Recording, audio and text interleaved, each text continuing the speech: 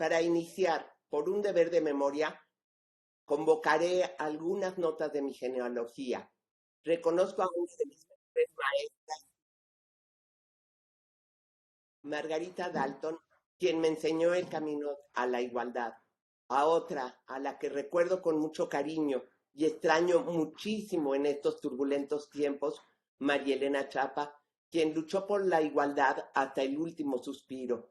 Para comprobar lo que me decía otra de mis queridas maestras, Cecilia Loría Sariñón, ¿quién te dijo que la vida era justa? Basta con abrir un periódico. Mientras aquí luchamos contra la violencia digital, en Irán las mujeres se han alzado contra la policía de la moral por la defensa de su vida y su dignidad. En primer lugar, quiero presentarles a Paulina Cepeda García. Ella es socióloga feminista. Como integrante de Mujeres del Frente Nacional para la Sororidad y Defensoras Digitales, acompañó el proceso para legislar contra la violencia digital hacia las mujeres, que derivó en la Ley Olimpia. En este proceso defendió el derecho al olvido, que yo quisiera que en su presentación nos aclarara un poco más su significado. Fue asesora del Congreso de la Ciudad de México, impulsora de derechos a favor de las mujeres y por ello ha recibido diversos reconocimientos. Actualmente es representante estatal de la Red Viral Ciudad de México y sigue siendo activista en favor de los derechos de las mujeres. En la Secretaría del Trabajo y Fomento al Empleo del Gobierno de la Ciudad de México es directora de análisis y estudios. Ella nos hablará del proceso vivido para lograr la Ley Olimpia y algunas de sus consecuencias. No sé si de una vez presento a Dulce para que, acabando la presentación de Paulina, si quieren hacer algunas preguntas, se las hagan a Paulina y después inicia Dulce. O la presento hasta ese momento, Margarita. Yo preferiría que primero escuchemos a Paulina y luego le hagamos las preguntas a ella y luego la presentación de Dulce, por favor, Clara. Perfecto, perfecto. Paulina, tienes la palabra.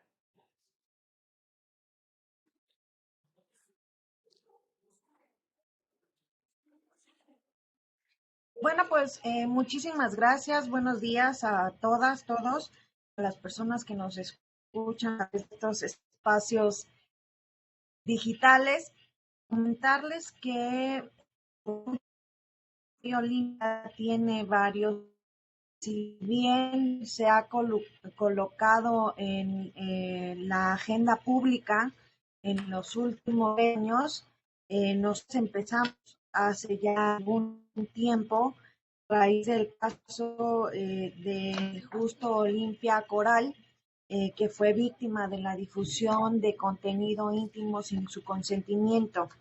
En los inicios en los que nos encontramos varias mujeres de todo el país, empezamos a reflexionar acerca de lo que estaba pasando en estos espacios. Dijimos, estábamos trasladando nuestras formas de socialización también a estos espacios digitales y cómo, si bien en la vida cotidiana, ¿no? En la no virtualidad, situaciones de violencia por razones de género, pues eso también estábamos trasladando a los espacios digitales. Fue a raíz de que Olimpia vive esta experiencia, que nos topamos con que no existe o no existía un marco jurídico que pudiera reconocer lo que estaba pasando y que tampoco había posibilidad de muchas mujeres que estaban viviendo lo mismo de ceder al tema de justicia. Ese es un tema sumamente complicado porque no es solo en el tema de la digitalidad. Nuestro país pues tiene graves problemas para el acceso a la justicia, sobre todo para mujeres. Nosotras nos encontramos y fue una experiencia muy grata en un primer momento de pues reconocer que estábamos teniendo un problema y lo más importante y que pienso que fue la raíz y el impulso de lo que hicimos, fue reconocer que no era nuestra culpa. Como muchas otras modalidades de violencia, y a raíz eh, de la situación de machismo y misoginia que vivimos, pues esta modalidad de violencia también habíamos creído y asumimos en algún momento nuestra culpa. Entonces, cuando llegamos a este proceso de reflexión, de ponernos en el centro de la discusión y de identificar que no es nuestra culpa, pues se da todo este proceso de análisis de los. Nosotras, pues primero fue reconocernos como que estábamos siendo víctimas de una violencia y que estábamos siendo víctimas de esa modalidad de violencia por ser mujeres. Ese fue un punto importante. Luego, estamos analizando qué era lo que estaba pasando en otros espacios de nuestro país con otras mujeres que también son sobrevivientes de violencia digital. Y empezamos a analizar cómo los mercados de explotación digital, que nosotros les empezamos a nombrar así, a estas páginas comúnmente llamadas pornográficas, empezamos a identificar cómo en estos espacios de creación digital de las mujeres, pues se va a reproducir todo este contenido. Empezamos a analizar que no solo la violencia digital es esta difusión de contenido íntimo sin consentimiento y que no solo es contenido se obtenía a través de haber realizado sexting y que este era la raíz de la violencia digital. En algún primer momento se nos hizo culpables de haber difundido esas fotografías, de haber tomado esos videos y que pues, obviamente esta puesta es socialmente aceptada, pues si no querías que te difundan o si no querías que estén tus fotografías o tus videos en los espacios digitales, pues no lo hubieras hecho, ¿no? Entonces, esta siempre culpa de las mujeres de hacer algo. Entonces, ante esa situación, nosotros empezamos a analizar las diferentes formas en las que se obtenía este contenido. Partimos, sí, de un primer momento de la práctica de sexting, pero también empezamos a analizar que lo que se difunde en estos mercados de explotación digital, mucho de ese contenido tampoco es obtenido de manera consensuada. Empezamos a analizar por estado cuál es la situación de cada de las mujeres en esta problemática. Empezamos a mirar que, por ejemplo, hay cámaras de video en hoteles, empezamos a analizar que hay cámaras de video en los baños públicos, que hay personas que en el espacio público, simplemente por caminar, por que una persona considere, un hombre considere es atractiva o que eres un objeto sexual, te puede tomar una fotografía y subirla a los espacios digitales. Empezamos a mirar cómo es esta forma de obtener este contenido también para reforzar este argumento de que no necesariamente el contenido sin consentimiento es obtenido con consentimiento. Entonces ahí nosotras empezamos esto se los cuento ahora ya muy rápido, pero fue de mucho tiempo analizar estos mercados de explotación digital, analizar las realidades de las otras entidades, porque por ejemplo en el estado de Oaxaca nosotras miramos que había muchas fotografías en los espacios de explotación digital de mujeres indígenas amamantando a sus hijos y eso es lo que se vende en los espacios de explotación digital, ¿no? También analizamos en otras entidades en la Sierra Norte de Puebla que también hay niñas que traen falda y eso es lo que se fotografía en el espacio público y es lo que se difunde en el espacio digital. Entonces, empezamos a analizar qué estaba pasando en cada entidad, pues para plantear una solución que nosotras considerábamos justa para las mujeres. Porque a lo que nos enfrentamos cuando Olimpia decide levantar su denuncia, ¿no? Ya después de haber asimilado que no era su culpa, que ella estaba siendo víctima de una violencia que no estaba nombrada en ningún, después de reconocer eso, de construcción y de herramienta, pues se decidió levantar una del Ministerio Público, pues que se reconocía que tú estabas viviendo un daño a tu integridad, un daño a tu vida. Olimpia tuvo que salir de su pueblo porque pues todo mundo empezó a conocerla y disculpen la palabra, pero lo que ella menciona muchas veces es yo dejé de ser Olimpia, convertirme en la gordibuena de Huango. Así salió en los periódicos locales de su pueblo cuando se difundió video íntimo. Entonces, pues ella dejó de existir e intentó dejar de existir. Entonces, también analizando estas consecuencias de que no solo era una difusión de un video íntimo, ella sufrió y las personas sobrevivientes de violencia sufrieron este tema de ser expuestas, de perder temas de acción. Hay muchas mujeres que han perdido su trabajo por que han sido difundidas sus fotografías o sus videos. Entonces ya no se limitaba esta violencia a estos espacios digitales. Esta violencia tenía consecuencias y tiene consecuencias en nuestra vida, ¿no? Dejamos personas, sus nombres y pasamos a hacer pues estos otras formas que tienen de llamarnos según lo que obtienen de nuestros cuerpos. Entonces, nosotras empezamos, después de este intento de denuncia, cuando Olimpia se presenta al Ministerio Público, pues le dicen que eso no es ningún delito, que ella dejó par, ¿no? Que no había sido obligada y pues que no era menor de edad. En caso de haber sido menor de edad, hubiera entrado en el tema de pornografía infantil, pero no era menor de edad. Entonces, pues le dijeron que no había ningún delito. Entonces ahí fue toparnos por primera vez con algo pues muy fuerte para nosotras, porque pues era cerrarnos la posibilidad de luchar por algo.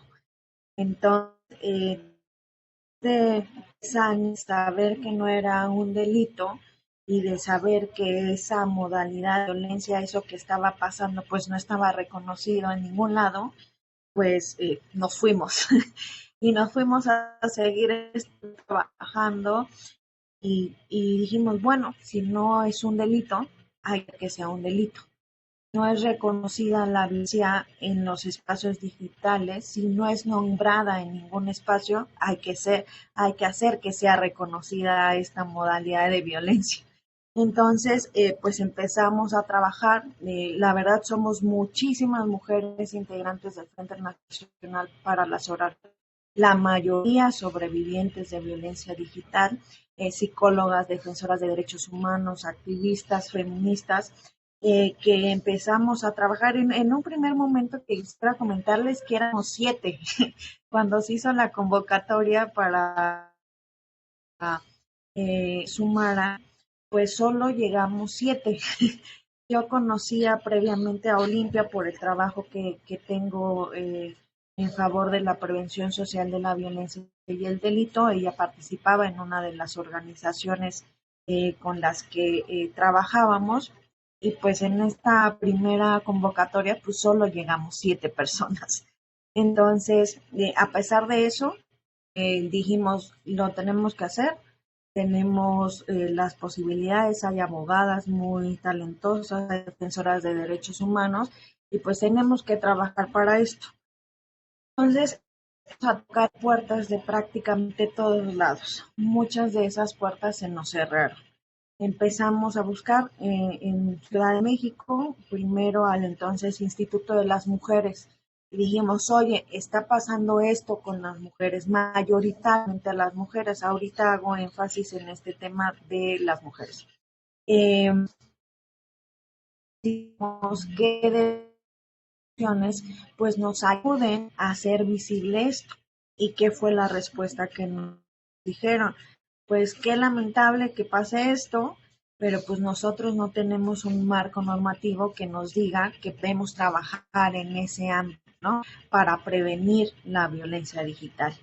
Entonces, pues también ahí fue de necesitamos un marco jurídico que nos dé posibilidad de dos cosas, y siempre ha sido ese el objetivo.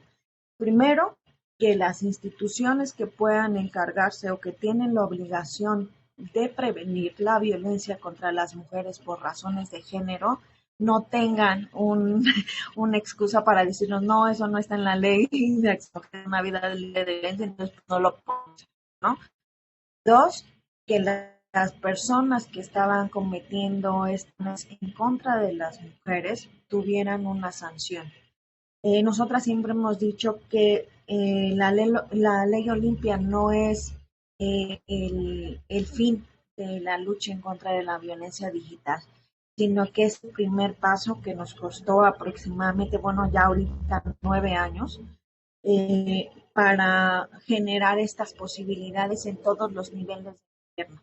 Pero no solo eso, nosotras hicimos de manera paralela toda una campaña que ha tenido fortaleza en varias partes, ya no solo del país, ¿no? Donde se han expuesto los casos de muchísimas mujeres que han sido víctimas de esto. Aquí quisiera comentarles varios ejemplos de lo que se ha vivido. A Olimpia, cuando difundieron su video, perdió el tema de estudios, tuvo que salir de su pueblo, ella odiaba llamarse Olimpia. Entonces también ahorita les comento cómo llegamos al nombre de Ley Olimpia. Entonces, cuando esto sucede, pues todas empezamos a organizarnos, empezamos a hacer algo que podríamos hacer las mujeres, crear algo distinto y trabajar unidas. Cuando esto lo ponemos a la mesa, no solo en un escritorio, sino en el territorio, empezamos a hacer jornadas que les llamamos de las redes a las calles para visibilizar estas violencias y para hacer un llamado a las otras mujeres que estaban viviendo lo mismo, pues a sumarse a esta lucha en contra de la violencia digital. Nuestra primera intervención en una manifestación del 25 de la lucha en contra de la violencia hacia las mujeres y las niñas acá en la Ciudad de México, la Alameda Central, y pues también llevamos muy poquitas, pero ahí lo que sucedió fue que fuimos compartiendo esto que nos estaba pasando y empezamos a ver a las mujeres y a ver también a los agresores, porque si bien no hasta ese momento no habíamos podido tener una acción por ninguna vía, pues sí queríamos una visibilización de este problema y que las otras mujeres que estuvieran viviendo lo mismo se sumaran a esta causa para que nos acompañaran, porque les repito, éramos muy poquitas cuando iniciamos. Entonces varias mujeres que fueron pasando en esa manifestación empezaron a mirar y empezaron a compartir también empezaron a también les a nosotras hicimos un violentómetro virtual donde identificamos los distintos violencias que se pueden vivir en el espacio digital, no solo la difusión de contenido íntimo. Entonces, cuando empezamos a hacer estas jornadas de las redes a las calles, pues se van sumando más mujeres. Empezamos a hacer estrategias de comunicación en Facebook, en Twitter, en Instagram, en estos espacios donde se nos había violentado. También empezamos a sumar a otras voces. Muchísimas mujeres empezaron a comunicarse a nuestra página de Facebook del Frente Nacional para la Sororidad para contarnos que a ellas también les había pasado y que en sus estados tampoco había la justicia. Entonces, así empezamos. La primera reforma que se presenta fue en el estado de Puebla y fue ahí también otro, otro toparnos con pared porque acudimos al legislador que era representante de Huauchinango, de donde es originaria Olimpia, y le explicamos ya una propuesta, ya teníamos una propuesta legislativa, ya teníamos una redacción, teníamos identificado dónde se podía incorporar la ley de violencia digital, dónde se podía incorporar en el Código Penal los delitos contra la intimidad sexual, pero su respuesta, y que fue la respuesta social que tuvimos en algún momento, es que pues qué pena que nos haya pasado eso, pero pues que él no iba a legislar, pero que él iba a legislar para la putería de las mujeres. Esa fue la respuesta que nos dio un legislador. Entonces, cuando tuvimos esa respuesta, después de primero haber tenido una negativa en el ministerio, pues, negativa en el ámbito legislativo, pues no nos detuvimos. Sí, creo como en esos momentos, después de esos momentos, muchas veces pensamos si iba a valer lo que estábamos haciendo, porque pues era toparnos con pared, ¿no? Pues negativas, de al final tienen la capacidad de tomar decisiones y pues nos fuimos del Congreso y dijimos, bueno, entonces, ¿qué vamos a hacer? Entonces empezamos a buscar a más y más legisladores y las propuestas. Eso lo hicimos en congresos del país, en 29 congresos que ya está aprobada la ley Olimpia. De que tuvimos esta respuesta de este legislador, pues no nos rendimos, sí tuvimos momentos de tristeza y de desesperación, pues lo volvimos a intentar. Y justo el estado de Puebla se convierte en el primer estado en aprobar estas reformas. Son 2 reformas que mujeres a una vida libre de violencia de todos los estados y ahora a nivel nacional, y a los códigos penales también de estos 29 estados. En la primera reforma, que es reconocer la modalidad de violencia digital, es decir, reconocer que en los espacios digitales las mujeres vivimos violencia por razones de género, por ser mujeres. Funcionar con distintas, ahí no hubo una homologación, dependió de cada estado, pero es sancionar económica o con la privación de la libertad de los agresores a las personas que difundan contenido íntimo sin consentimiento. Aquí nosotras hemos explicado que si bien en el Código Penal no se establece solo el delito para que se ejerza por parte de los hombres hacia las mujeres, sino es un delito que puede cometer cualquier persona. Nosotras hemos realizado estudios de todas las entidades donde se identifica que el 90% de las víctimas de violencia digital somos mujeres y que las consecuencias de las personas que vivimos violencia digital son diferenciadas por razones de género. Y aquí un ejemplo. Cuando nosotros vemos el tema de este exfutbolista y comentarista Sage, que se difundieron fotos íntimas, las consecuencias que él tuvo no fueron las mismas que tuvo Olimpia, que la llevaron a incluso a intentar en 3 ocasiones quitarse la vida. Ese señor no intentó quitarse la vida. A él le dieron más espacios en los medios de comunicación, le dieron contratos por cuestiones sexuales, y si bien estuvo expuesto, no fueron las mismas consecuencias. Eso es bastante interesante. No sé quién es. Entonces, Paola Rojas. Es interesante, como ahorita lo Paola Rojas, a su entonces esposa.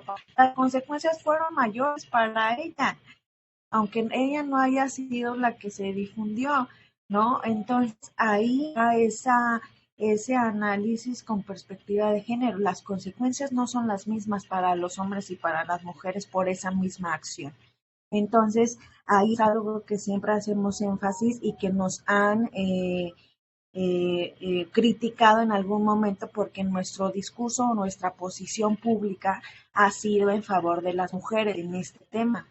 Entonces, cuando nos dicen, bueno, pero es que hay hombres que los han expuesto, sí, también hay hombres y también tienen derecho a denunciar, pero las consecuencias no son las mismas.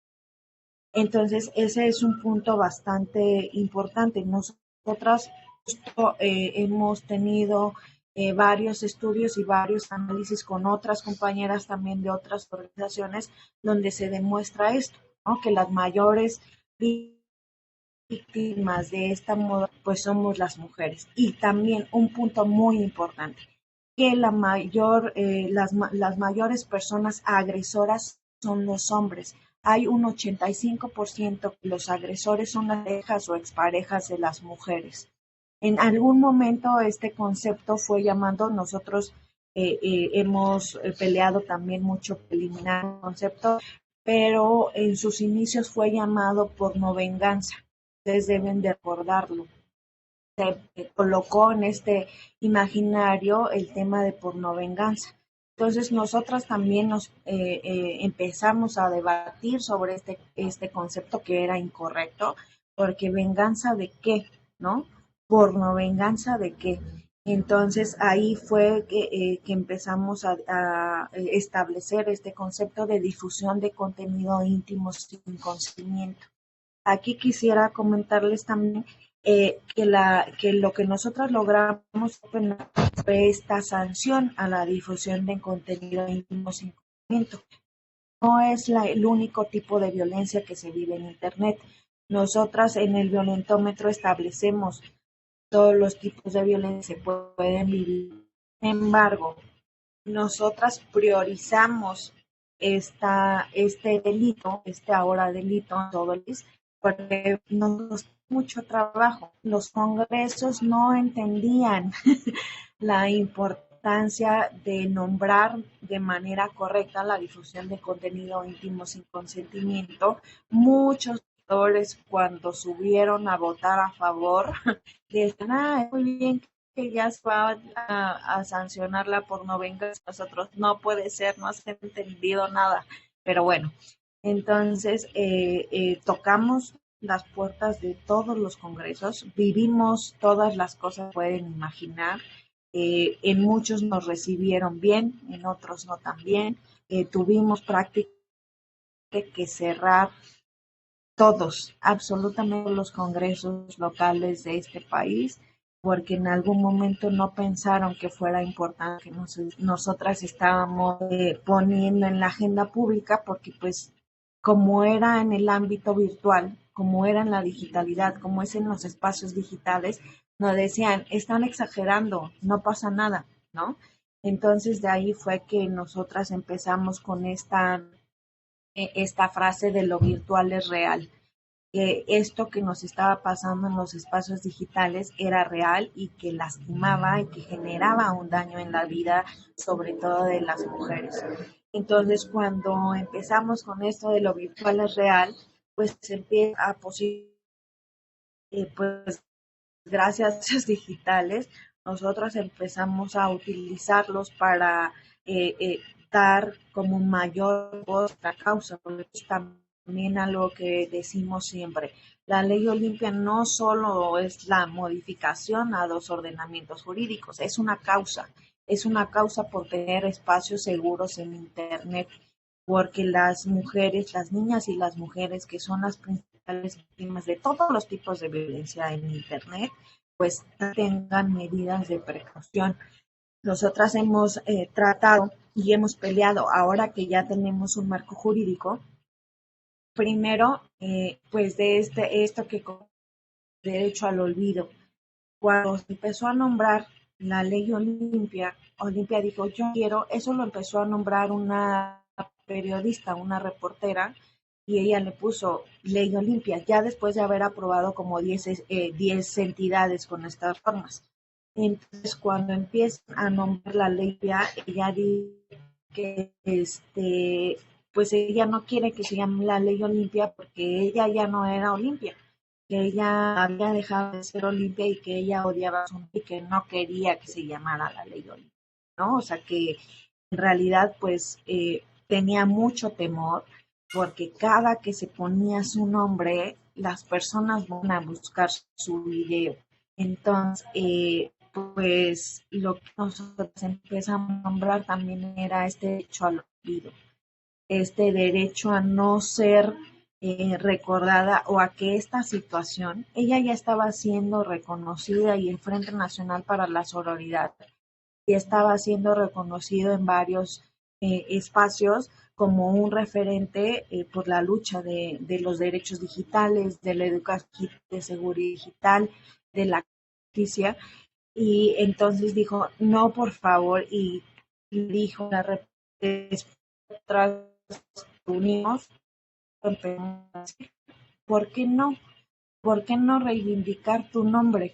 Al final también era este proceso de reivindicar mucho hacerlo, que pues también en esta educación que recibimos todas, no estamos educadas para ser reconocidas o para hacer algo diferente.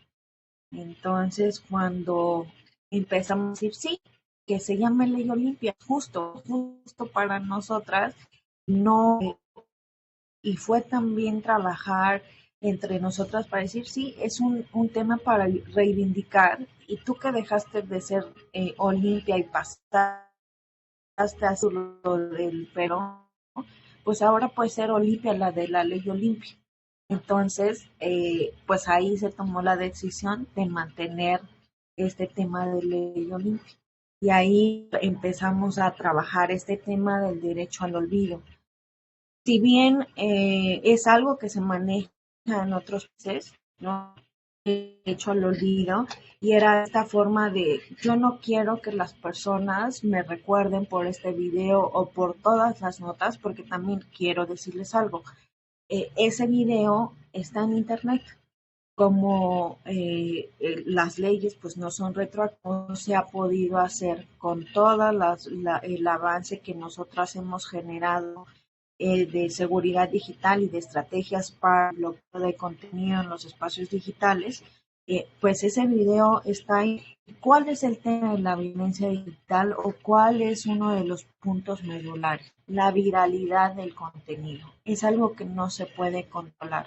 Cuando una persona se expone de esta manera en los espacios digitales, es algo que no puedes controlar y es algo que también he estudiado y analizado. Muchas de las mujeres que son expertas dicen, yo no quiero que haya una sanción a mi agresor, yo no quiero que lo metan a la cárcel, yo no quiero, yo lo único que quiero es que esas fotografías o esos videos dejen de difundirse, porque en el espacio digital no hay el video, fotografías de muchas mujeres y los videos de muchas mujeres se han visto en prácticamente todo el planeta, porque no se puede controlar. Entonces, ese es uno de los grandes problemas de la violencia digital, la viralidad del contenido. Entonces, eso es un punto muy importante y que aprendimos escuchando a las otras compañeras. En nuestra primera fue sí una sanción a los agresores, pero empezamos a escuchar a otras víctimas que decían, yo no quiero eso, ¿no? O sea, yo quiero mi tranquilidad, no quiero enfrentarme a un proceso judicial donde tenga yo que ir a ratificar, donde los ministerios públicos no tienen perspectiva de género aún, donde no hay un trabajo de las policías cibernéticas para realmente tener empatía con las mujeres. Yo no quiero eso. Yo lo que quiero es que se bloquee ese contenido y así como en las reformas del Código Penal, pues estableció esa como una medida, el bloqueo inmediato de las fotografías o de los videos que se están difundiendo sin consentimiento. Y ahí también trabajamos con las plataformas digitales. Nos sentamos con Facebook y con Twitter y también vimos que ellos son responsables de esta modalidad de violencia y que ellos también son personas que permiten que esto suceda y que permiten a costa de sus a costa de los cuerpos de las mujeres, y ellos también son responsables de esta violencia digital. Y ahí también es una postura política que nosotras tenemos. Los espacios digitales, todas las plataformas digitales, responsabilidad y son responsables y no quieren hacer mucho al respecto porque ganan técnicas por eso. Nosotras en algún momento también intentamos, porque no pudimos, tomar Google y Facebook. Recientemente Olimpia pudo estar en un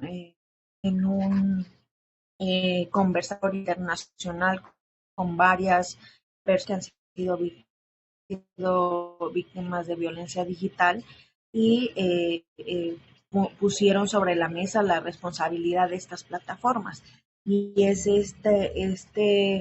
esta postura de que los de las mujeres han sido utilizados como objetos sexuales y que estas violencias que vivimos en nuestra vida cotidiana del consumo de los cuerpos de las mujeres como objetos sexuales, sobre todo para el placer masculino o ejercicio de poder de los hombres hacia los cuerpos de las mujeres, pues se ha puesto sobre la mesa su responsabilidad, ¿no? Porque al final le generan ganancias económicas.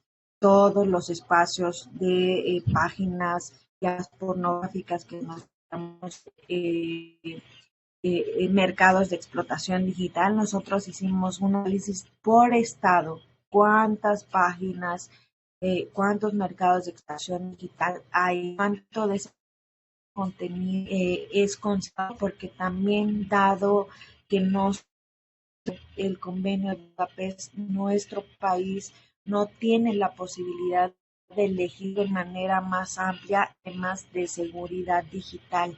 Entonces ahí también tuvimos una limitación porque si bien era cuestiones de tiempo y que nosotros priorizamos la sanción de la difusión de contenido íntimo sin consentimiento sobre los otros tipos de violencia, fue porque también identificamos no tener esta ratificación del convenio, no podíamos avanzar más. Es algo que hemos peleado ya también en el Senado de la República, que no ha avanzado mucho, pero sí considero que lo que hicimos todo el país, con todas las complicaciones que tenemos, fue muy importante. Agenda de un país que los violencia contra las mujeres, una nueva modalidad de violencia, fue muy importante para nosotros. Recorrer los lugares más alejados donde las mujeres también que no necesariamente tienen acceso a internet, eso es también muy importante. Había muchas mujeres o hay muchas mujeres que están siendo difundidas que ni siquiera saben que están siendo difundidas en estos espacios de explotación digital, ¿no? Porque ni siquiera tienen acceso a internet. Entonces, eso es bastante interesante porque ahí fue que nosotras identificamos, tenemos que seguir estando en estos espacios, ¿no? Empobrecidos, marginados, violentados, para trabajar temas de educación digital, para que las personas cuáles son las cosas que puedes o debes no poner en tus redes sociales, porque súper común es poner prácticamente toda nuestra vida ahí. Entonces, sin ningún control y sin ninguna forma limitar esas, abren sus espacios digitales y es algo que nosotras destinamos mucho tiempo, el tema de educación y seguridad digital. ¿Cómo hacemos un uso correcto de estos espacios digitales para no ponernos en riesgo? ¿Cuáles son las configuraciones que debemos de tener nosotras en nuestros celulares incluso? Cuando hacemos este tipo de conversaciones o este tipo de pláticas de manera virtual, siempre hacemos el ejercicio. Bueno, si ahorita yo tratara, con los conocimientos que tengo ahora, yo estudié sociología, pero gracias a esta lucha, a esta causa, sé usar de una manera diferente mi celular.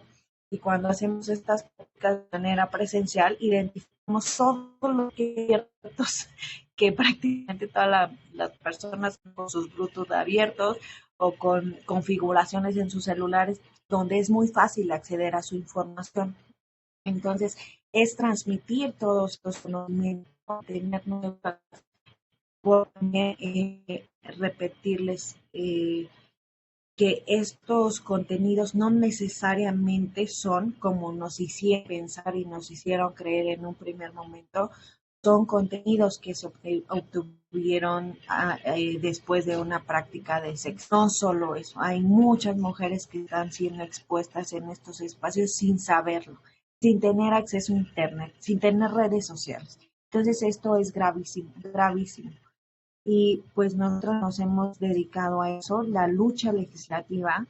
Muchas personas nos cuestionan, bueno, ¿cómo hicieron eso? Tocan puertas de absolutamente todos los legisladores. Nosotras entendimos que teníamos el derecho de que las personas que dicen representarnos en congresos locales tendrían que representar nuestra causa, porque quiero comentarles también que nosotras buscamos las formas de manera ciudadana. Los congresos tienen formas de que las personas podamos de manera ciudadana, pero te piden cumplir ciertos requisitos incumplibles. Por ejemplo, en la Ciudad de México teníamos que enviar, ¿no?, un padrón de credenciales con clave de lector, de un porcentaje del padrón electoral que había votado en una elección inmediata. Entonces era muy complicado. Entonces dijimos, vía ciudadana nos va a tomar muchísimo más tiempo, ¿no? No teníamos pues la de hacerlo por esa vía, porque también lo que nos encontramos es que estas personas que dicen representarnos en los congresos locales, pues no necesariamente respondían al interés popular o al interés de las causas que estaban posicionando, sino que responden a intereses de partido y que muchas veces si no hay un acuerdo entre esos partidos, pues las causas no avanzan. Y aprendo desde que, por ejemplo, en la Ciudad de México, tuvimos que presentar 4 veces la iniciativa. La primera vez que la presentamos, entonces, legislativa, en su última legislatura, se hizo la presentación con una diputada y un diputado que tenían muy buenas intenciones, pero que en ese momento no tenían la capacidad de su partido para que se aprobara.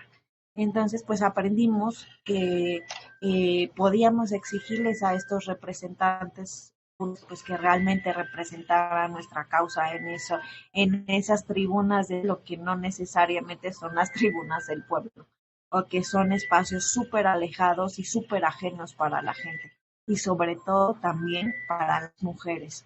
Entonces, cuando nosotras empezamos ahí a tocar esas puertas de los congresos, pues fue a exigir, fue a decirles, oye, tú eres mi diputado, mi diputada, tengo esta propuesta, ¿nos ayudas o no? Entonces así fue que llegamos a legisladoras y legisladores de prácticamente todos los partidos políticos. No hubo un partido que dijera yo voy a encauzar pues su voz aquí en esta tribuna. Hubo legisladores y legisladores de todos los partidos políticos que nos apoyaron a presentar la iniciativa. Esto es muy importante, que presentaron los diputadas y los diputados de Ley Olimpia, la hicieron ellos. Todos los textos los escribimos nosotras y les pedíamos que cuando hicieran la presentación en un acto de justicia hacia las mujeres, pues hicieran mención que ese era un texto de nosotras y que ese es un texto que había sido originado de una causa que estábamos tratando de hacer visible y que estábamos tratando en esos momentos de que pues diera una posibilidad a las mujeres de tener acceso a la justicia. Y así fue como recorrimos todos los estados. De manera paralela se hizo la presentación en la Cámara de Diputados, después se aprobó, se tardó mucho tiempo esa discusión, aproximadamente 10 meses en la Cámara de Diputados. Nosotras íbamos trabajando en los congresos locales y en el federal, a nivel federal. Se aprobó a nivel federal poquito después de que lográbamos la aprobación en Ciudad de México, que fue la más complicada, ahorita les cuento un poquito de eso, pero después en el Senado de la República y ya después ya se aprueba a nivel nacional el último día de sesiones de la Cámara de Diputados, porque ahí tuvimos también un tema. Ahí nos dijeron, había un tema de partidos que estaban priorizando otros temas. Nosotras intentamos contactar todas las compañeras que ya en ese momento habíamos identificado a los representantes populares en ambas cámaras, y pues les escribimos por Twitter, por Facebook, por Instagram, por correo electrónico a prácticamente del país, decirles, hoy la ley Olimpia ya aprobada en comisiones, ya nada más tienen que enlistarla en el orden del día. Entonces, pues nadie nos contestó, de los 500, pues nada más nos contestaron 4 personas. Dijeron, bueno, sí, vamos, podemos hacer. No hicieron caso, nosotras ya nos volvimos expertas en el tema legislativo, en los tiempos que tenían que dictaminar, en cuánto lo tenían que presentar, en cuánto se tenía que enlistar en el orden del día ya para volverse a votar en el pleno. O sea, todo eso lo tuvimos que aprender para darle una salida a lo que estábamos poniendo sobre la mesa. Y entonces cuando fue la votación a nivel nacional, estaban otros temas que nos dijeron, no, pues estos temas son más importantes para el país. Ustedes, pues no tanto, ¿no? O sea, sí está muy feo el paso, pero pues pueden esperar. Y nosotros, no podemos esperar porque están por esta legislatura y el hecho de que terminen esta legislatura implicaría para nosotras al menos otros 3 para que se discuta, para que se examine, o sea, no teníamos tiempo para eso. Entonces, pues nuevamente volvimos a usar estas estrategias que tenemos a la mano, porque también comentarles que pues las personas que, sobre las defensoras de derechos humanos, las activistas que somos parte del Frente Nacional para la Sororidad, pues nos dedicamos a otras cosas y también tenemos esta militancia feminista en el Frente Nacional y que pues no obtenemos cursos por eso. Entonces, pues nuestra manera de hacer las cosas pues siempre ha sido estas formas de lucha y fuimos a la Cámara de Diputados a dar una conferencia para presidir la Junta de Coordinación Política que enlistara la ley Olimpia, porque ya nos habían dicho, bueno, de todas las personas de legisladoras, pues solo nos contestaron 4. Entregamos los 500 oficios en sus oficinas, era tiempos de COVID, entonces ahí estuvo más complicado todavía, que pues no estaban en sus oficinas y no nos con los correos electrónicos, no nos contestaban los teléfonos. Entonces, pues dijimos, bueno, hacer a una conferencia de prensa, llegaron varias compañeras de varios estados para decir que era importante, que el tema que nosotras estábamos poniendo también era igual de importante que los otros que se habían decidido enlistar en el orden del día para la sesión. Entonces, que la seguridad de las mujeres en un país como el debía de ser prioridad en la pública de este país. Entonces, ya después de eso, de la conferencia de prensa, fuimos a visitar las sedes de partidos políticos para decirles a los coordinadores de los parlamentarios, nuestro tema también es importante, nuestra seguridad en el espacio digital también es importante. Las acciones de prevención de violencia digital también son importantes y también deben de la agenda de este país. Y así fue que pues nos manifestamos en todas las sedes de los partidos políticos.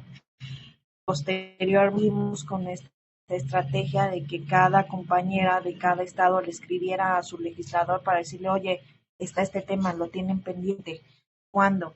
¿no? Solo nos quedaba una semana, nos avisaron en la penúltima sesión que no se había del día, y lo último que decidimos pues fue quedar en la Cámara de Diputados. Llegaron las compañeras de prácticamente todo el país, de todo el país, desde el norte hasta el sur, llegaron a la Cámara de Diputados y pues no tuvieron otra salida que enlistar la ley Olimpia en la última sesión de la Cámara de Diputados. Y pues así fue como hicimos.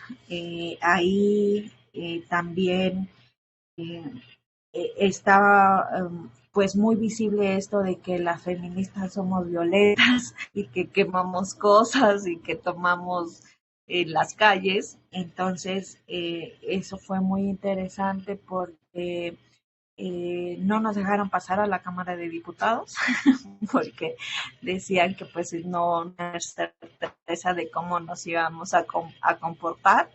Nosotros dijimos, solo necesitamos que voten esto y que lo voten.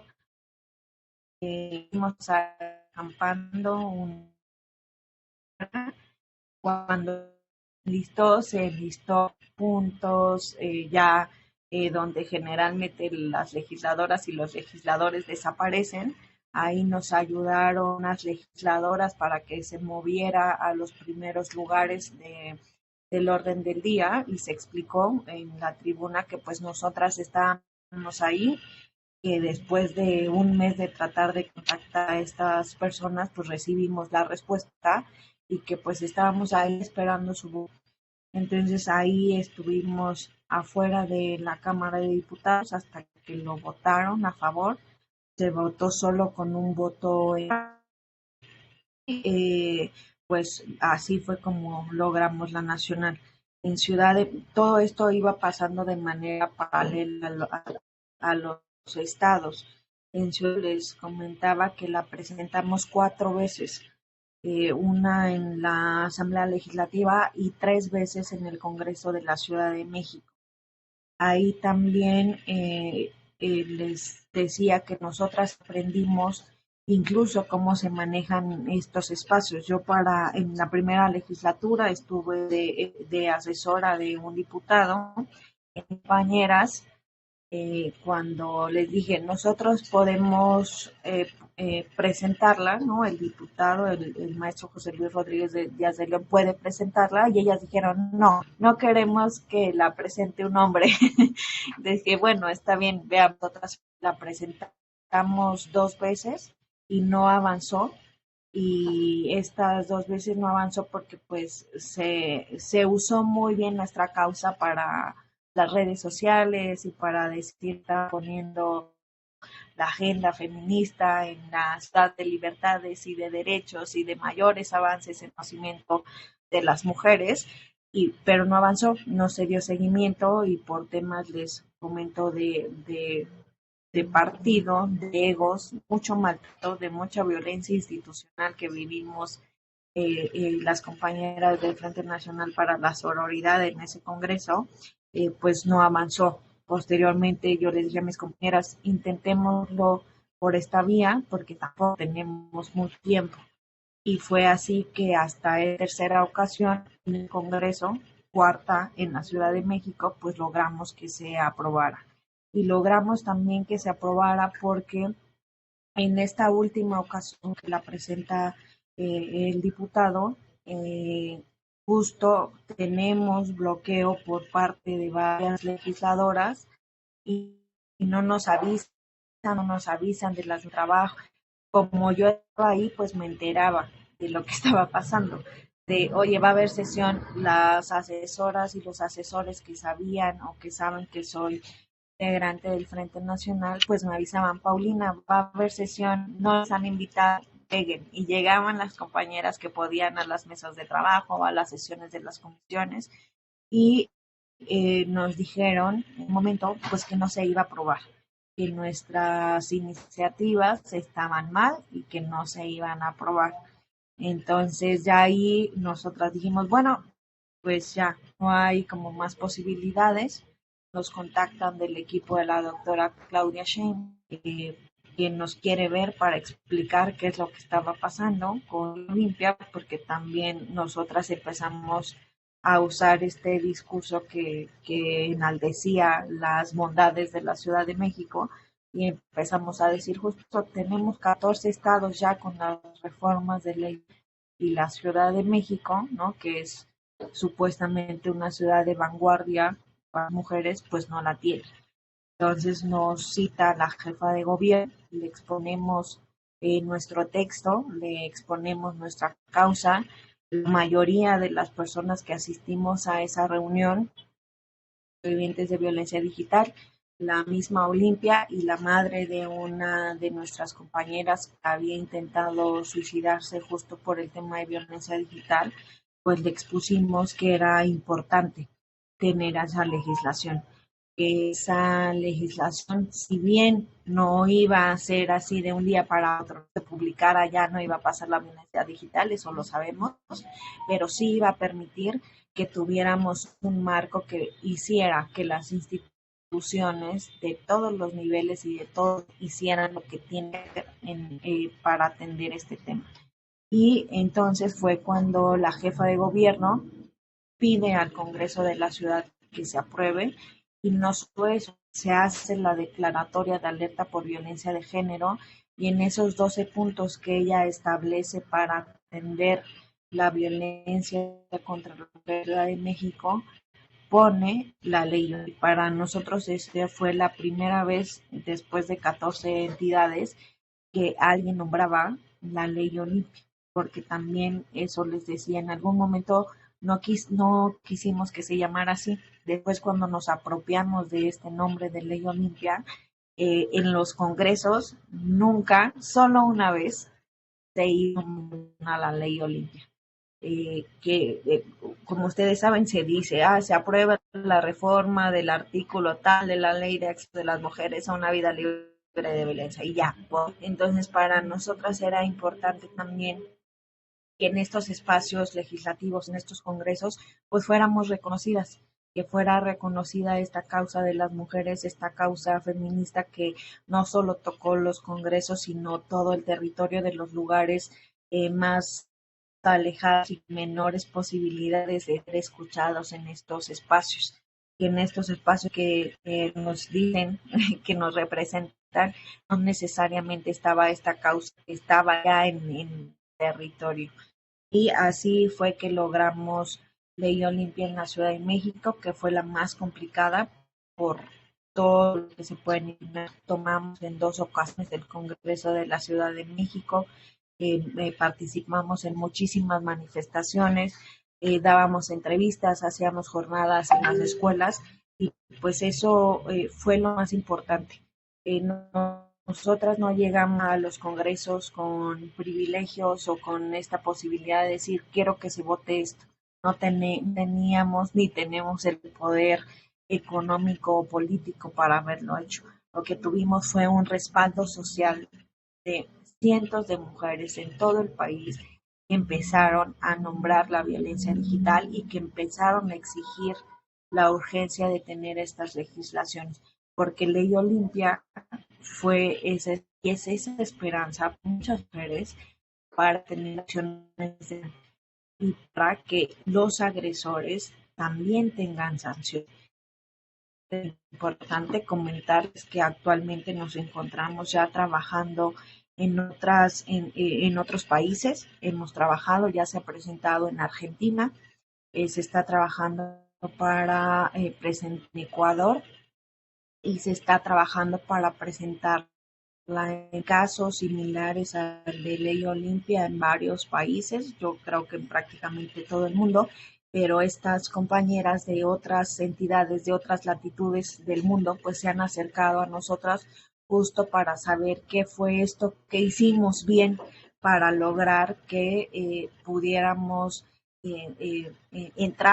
simplemente entrar a los congresos. Deja tú que se aprobara, entrar a los congresos, abrieran las puertas para poder avanzar en estas cuestiones.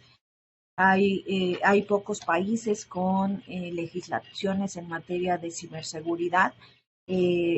Estados Unidos tienen algunos y ahí se prioriza el tema del consumo de los cuerpos de las mujeres.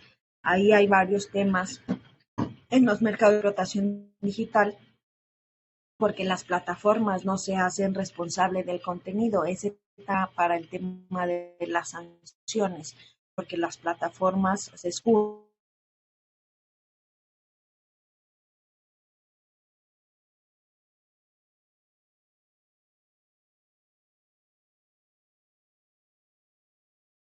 Fue el sonido, Margarita.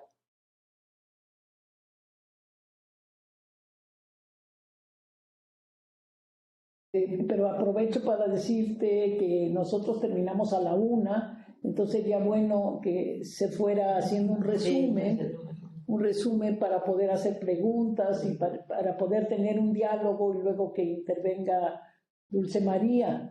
Sí, sí, yo también lo pienso, pero ya se nos fue Paulina, ya no la veo.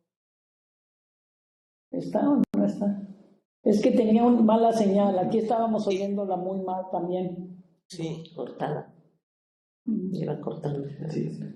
Pero muy interesante todo lo que ha dicho, qué bárbara. Sí, sinceramente yo creo que es pues una ley muy avanzada y qué bueno que sirva de ejemplo para otros países y que se siga avanzando, ¿no? Porque dice ella misma que, bueno, que hay muchos aspectos de esta ley y muchos como huecos que pueden seguirse trabajando. Yo creo que eso es lo que me parece a mí y bueno, en realidad ojalá que se conecte para hacerle algunas preguntas y felicitarla.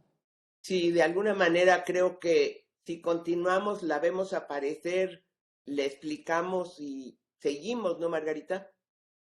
Perfecto, sí, adelante, Clara.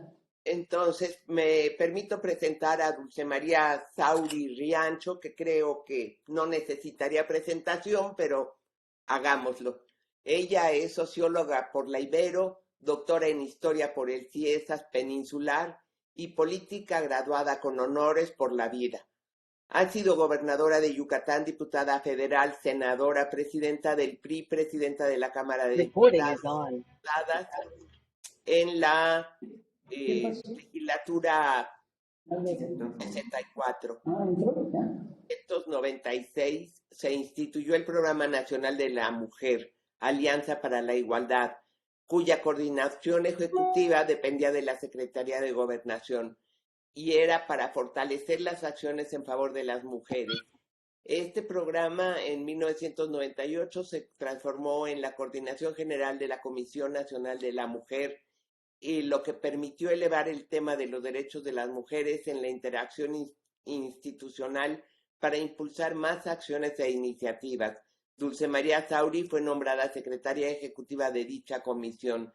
Desde ahí se impulsó, entre otras muchas iniciativas, la creación de las instancias estatales de las mujeres.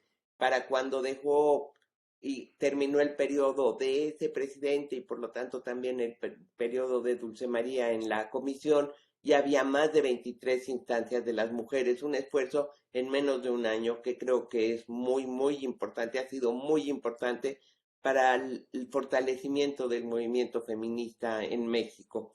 Dulce, tienes la palabra.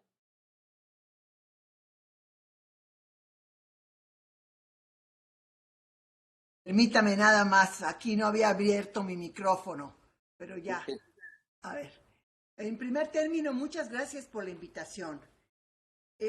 A Margarita Dalton, desde luego, y a Clara Scherer, que con mucha antelación me hicieron saber de esta invitación y empecé a recopilar algún material que he organizado de la manera como les voy a platicar. Pero antes quisiera traer a la memoria el tema de la violencia política en contra de las mujeres, porque recuerdo mucho, estamos hablando de principios de 2013 más o menos, en que Margarita organizó un seminario parecido en cuanto a los temas de género e igualdad, en donde tocamos sistemáticamente el tema de la violencia política en contra de las mujeres. A mí me correspondió hacer el planteamiento general y recuperé la presentación de una iniciativa que había realizado la senadora Lucero Saldaña y que por primera vez pedía tipificar la violencia política en contra de las mujeres en la ley de acceso de las mujeres a una vida libre de violencia. Me acuerdo que hubo mucha incomprensión desde el punto de vista legislativo de un fenómeno que en esos momentos no se reconocía que existiera. Es decir, a pesar del importantísimo trabajo documentado de Margarita Dalton sobre la violencia en contra de las mujeres, presidentas municipales de Oaxaca, aún se resistía vamos a decir, el colectivo de las y los legisladores a empezar a abordar el tema desde esa perspectiva. Escuché con muchísima atención la exposición anterior. En primer término, me encanta que se llame Ley Olimpia. Olimpia es un nombre poderosísimo. Olimpia y los dioses y diosas del Olimpo, desde el principio que se empezó a manejar esto, me trajo consigo toda la memoria de esta importante demostración de fuerza encarnado en una mujer. Bueno, pero también, antes de proceder al tema concreto, a desarrollar el tema concreto, quisiera decirles que la tipificación de la violencia política en razón de género o en contra de las mujeres fue un proceso enormemente complicado, como lo ha sido también la reforma a la legislación para establecer la violencia digital. Es muy complejo, en primer término, por las resistencias. No se entiende inicialmente de qué se trata y tampoco se entiende cómo se puede abordar legislativamente hablando. Nos llevó, en el caso de la violencia política en contra de las mujeres, ni más ni menos que casi más de 8 años. Todavía el proceso electoral de 2018 lo llevamos a cabo sin tener en el Código Penal establecido este tipo de violencia. Lo teníamos en la Ley de Acceso de las Mujeres a una Vida Libre de Violencia, pero esto no era suficiente para que pudieran atacar este fenómeno las fiscalías, en este caso la Fiscalía especializada en delitos electorales. Finalmente se logró. Y esto, de alguna manera, es parecido a lo sucedido con la legislación en materia de violencia digital. Saqué mi acordeón de cómo se aprobó estas reformas, tanto a la Ley de Acceso de las Mujeres a una Vida Libre de Violencia como al Código Penal Federal. Aquí les hago un paréntesis. El Código Penal Federal solo se aplica en espacios y territorios reservados a la Federación, que cada vez son menos. Estamos hablando de las islas, por ejemplo, en las Islas Marías, territorio federal, ahí se aplica el código, en los aeropuertos, en general en aquellas zonas territoriales que están establecidas como federales.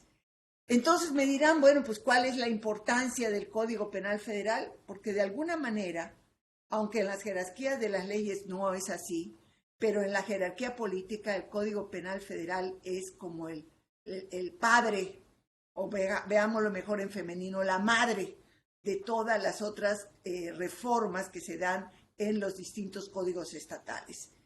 Por eso, cuando se presentó y se aprobó en la Cámara de Diputados, inicialmente esta reforma, fue en noviembre de 2019. Fíjense, y no fue aprobada, llegó al Senado. En el Senado le hicieron algunas modificaciones y volvió a la Cámara de Diputados en 2020. Y justamente el último día de sesiones de la legislatura 64, que me correspondió como presidenta de la mesa directiva, ver el desarrollo del tema, es que se presentó ya en la Cámara de Diputados para cerrar el ciclo de la reforma legislativa. No es, vamos a decir, una reforma que haya tenido un tratamiento desde el punto de vista de la complejidad del proceso distinto a otras reformas, ¿vale? Pero sí hay que reconocer que si no hubiera sido por la presión insistente del grupo encabezado por Olimpia, esta reforma hubiera estado, digamos, en el cajón donde lo hubiera encontrado la siguiente legislatura, con todo el riesgo que implica de dejarla atrás. Entonces fue aprobada, les decía, el último día de abril que tuvimos sesión, y también les quiero decir que el 1 de junio, en un lapso extremadamente corto para las reformas legislativas, fue publicada en el Diario Oficial de la Federación, 1 de junio de 2021. Dicho esto, les diré que voy a tratar rápidamente de establecer 5 puntos en mi exposición. Uno es la definición de conceptos. Me parece que es importantísimo tratar de ver cuál es la situación en que nos encontramos en términos de la definición, no solo legislativa, sino también social. ¿De qué se habla cuando hablamos de violencia digital? La segunda es el caso específico que se dio en Yucatán, en la Universidad Anáhuac Mayab. Ahí también les traigo una serie de información básicamente proveniente de los periódicos y de algunos sitios informativos que le dieron seguimiento a este asunto tan complejo y delicado. El tercer punto es, quiero mostrarles el marco informativo general.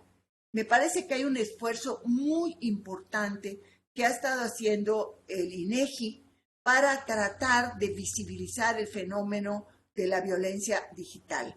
Y este fenómeno tiene un módulo especial que se hizo en el marco de una encuesta sobre el uso de tecnologías de la información en los hogares. Lo abordaré en su momento.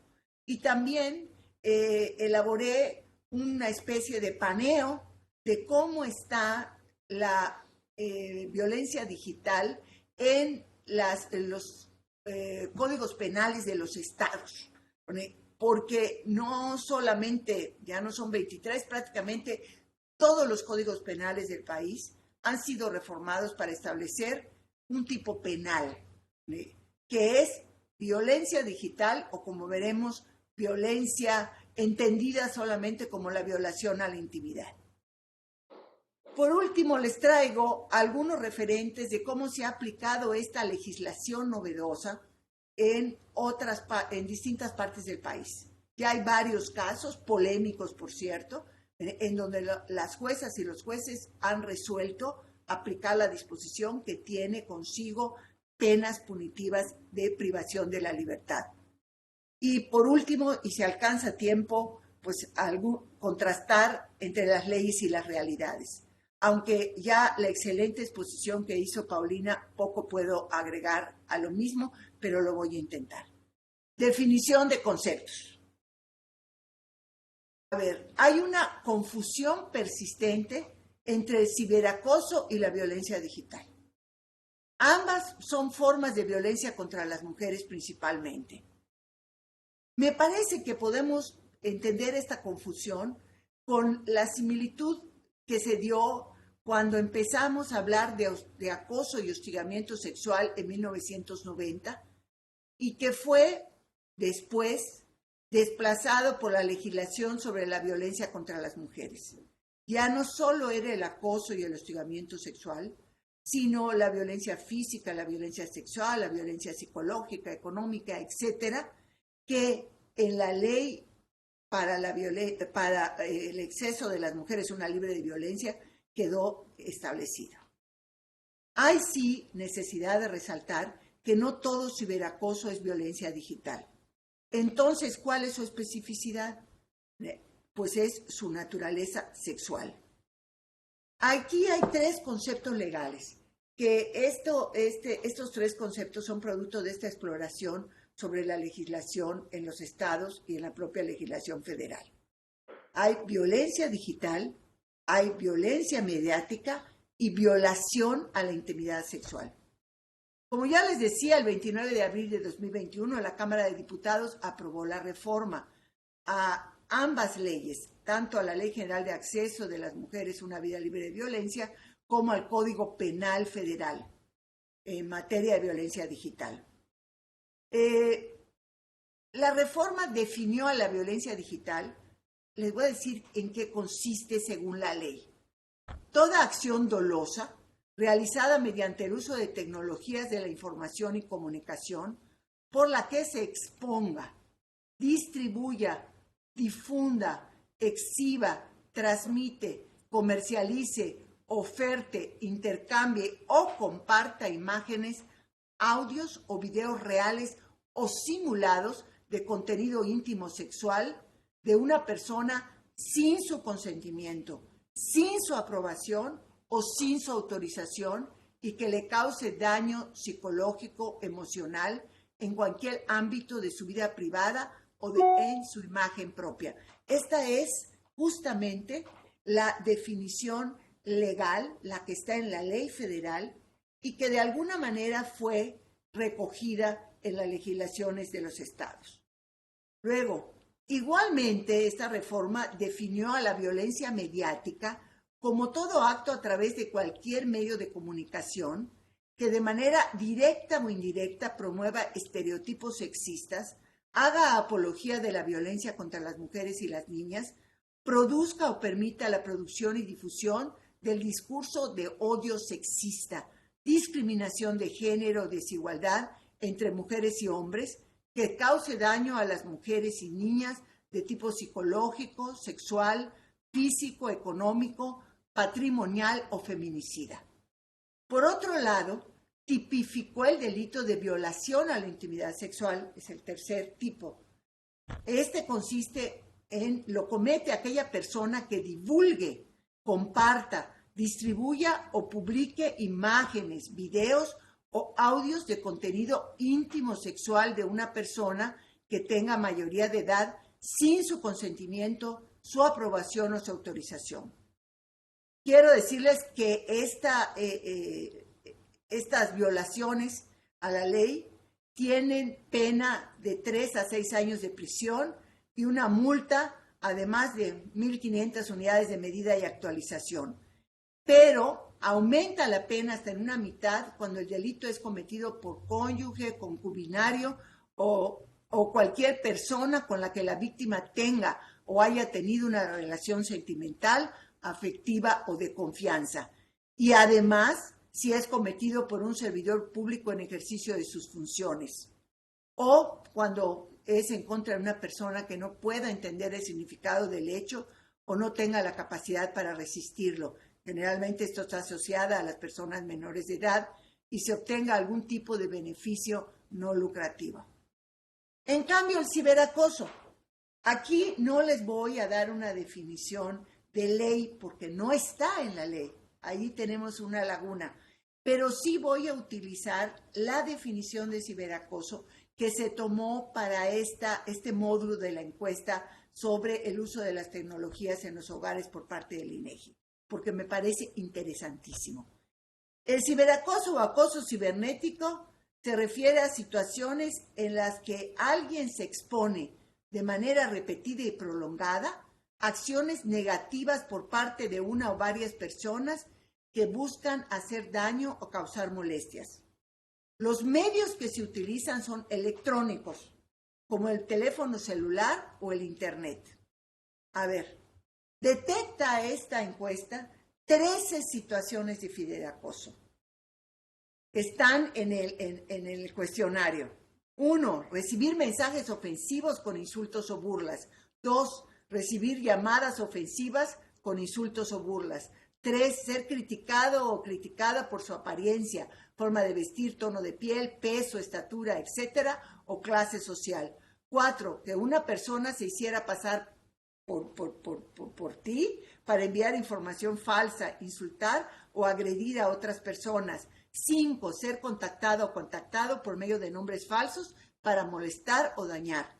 6. Ser vigilada en sus sitios o cuentas de internet para causar molestia o daño. 7. Ser provocada en línea para que reaccione en forma negativa. 8. Recibir insinuaciones o propuestas de tipo sexual que le molesten. 9. Recibir fotos o videos de contenido sexual que molesten. 9. Publicar o vender imágenes o videos de contenido sexual reales o simulados de usted sin su consentimiento. 11. Publicar información personal, fotos o videos para dañar. 12. Amenazar con publicar información personal, audios o videos para extorsionar. Y 13. Cualquier otra situación en que se haya sentido afectada la persona. Entonces, estas son las distintas maneras o definiciones conceptuales que nos ayudan con mucho a lograr visualizar tanto lo avanzado como lo que falta por avanzar en las reformas legislativas. Voy al segundo punto. La violencia digital y el caso de la Universidad Anáhuac Mayab. Empezó la noche del 16 de enero de 2022, cuando salieron a la luz, me refiero a la luz digital, una serie de capturas de pantallas en la que se mostraba un grupo de Telegram llamado Zorritas de la Universidad Universidad Anáhuac Mayab. Pero el nombre Zorritas de la UAM, cuando lo escuchamos, tiene dos connotaciones que me parecen sumamente graves. Una, el despectivo hacia las mujeres de zorritas. Y luego las siglas de la UAM, que se confunden fácilmente con las de la Universidad Autónoma Metropolitana. El grupo, cuyo nombre pretendía hacer referencia a alumnas de la Universidad Anáhuac Mayab, contaba con 1,280 miembros. Este caso de violencia digital fue denunciado por la colectiva Sororidad Anáhuac. De acuerdo con esta colectiva, se estima que el grupo de Telegram fue creado en octubre de 2021, que fue la fecha cuando pudieron detectar y consultar el primer archivo multimedia que fue enviado. Desde su creación, calculan que se compartieron 3,264 fotos y 481 videos. Esta comunidad virtual fue descubierta por las integrantes de Sororidad Anáhuac después de que el novio de una de ellas comentara acerca de la existencia de dicho chat. Afirman que se trató de un secreto a voces entre los hombres del campus. De acuerdo con la misma colectiva, estudiantes de la Universidad Marista, de la Universidad Autónoma de Yucatán y otras escuelas de Yucatán eran miembros de esta comunidad virtual. Y aunque podía haber personas de otras universidades, cito, el contenido que se compartía era de alumnas de la Universidad Anáhuac Mayab. Las notas de prensa publicadas en estos días revelan el funcionamiento de esta comunidad virtual Zorritas de la UAM. Cito, en el grupo se comparten fotos y videos de varias compañeras de nuestra escuela y de otros lugares, por lo mismo que hay gente de otros lados. Se comparten chismes o anécdotas virtuales de quién es fácil, con quién ya tuvieron relaciones, perfiles de Instagram e información personal de muchas de las mujeres, etc. Relató una de las integrantes de la colectiva que optó por permanecer en el anonimato por seguridad e integridad. Fin de la cita.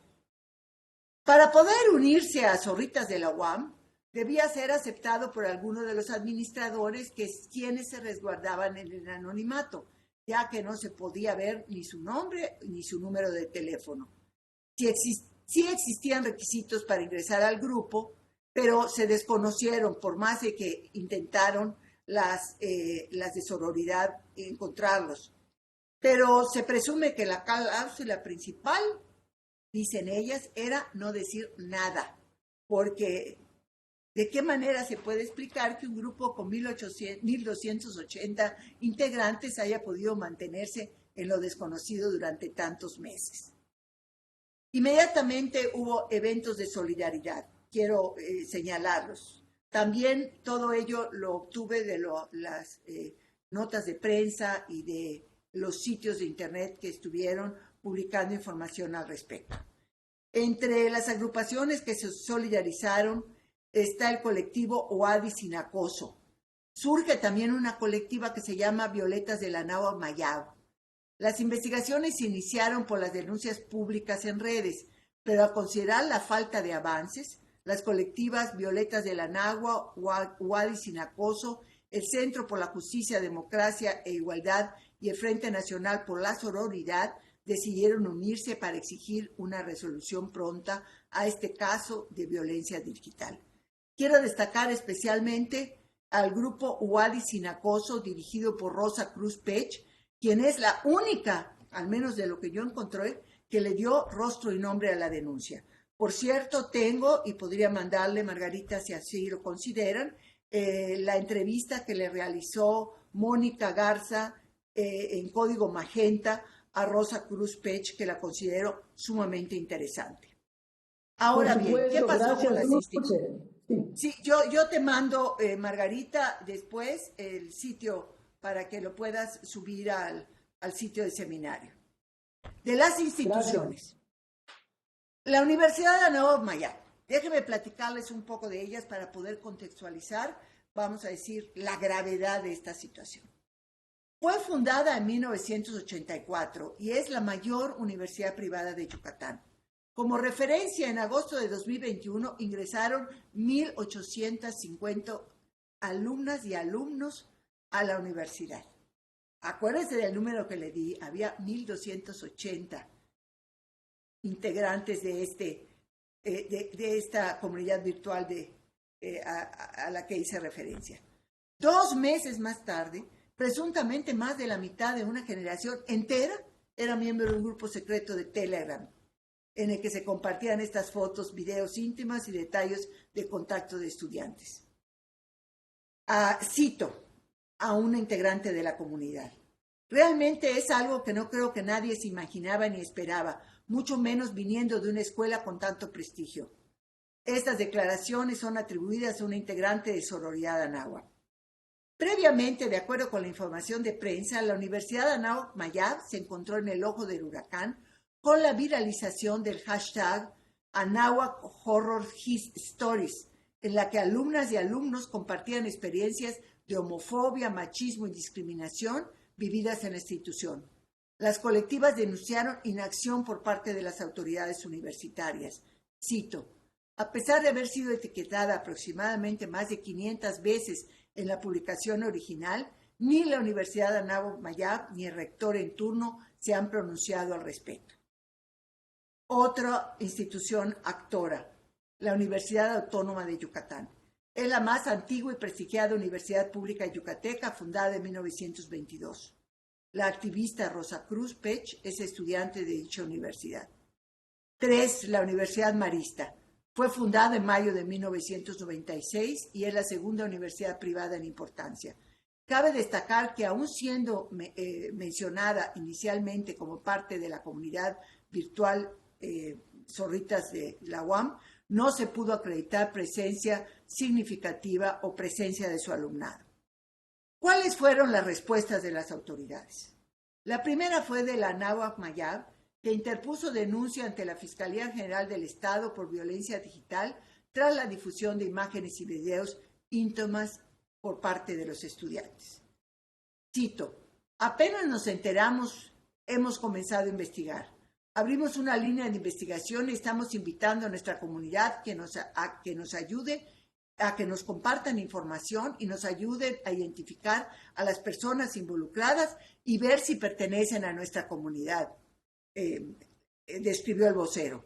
La institución cuenta con un reglamento de sana convivencia y disciplina y según dicen las autoridades, cuenta con un apartado específico y una comisión para dar seguimiento a este tipo de casos. Además, las autoridades invitaron a las personas afectadas con estos hechos para que acudieran a la Defensoría de la Anáhuac, en donde recibirían asesoría para llevar este tipo de casos. ¿Qué hizo la Fiscalía del Estado? Declaró que era un caso investigado por la Policía Cibernética.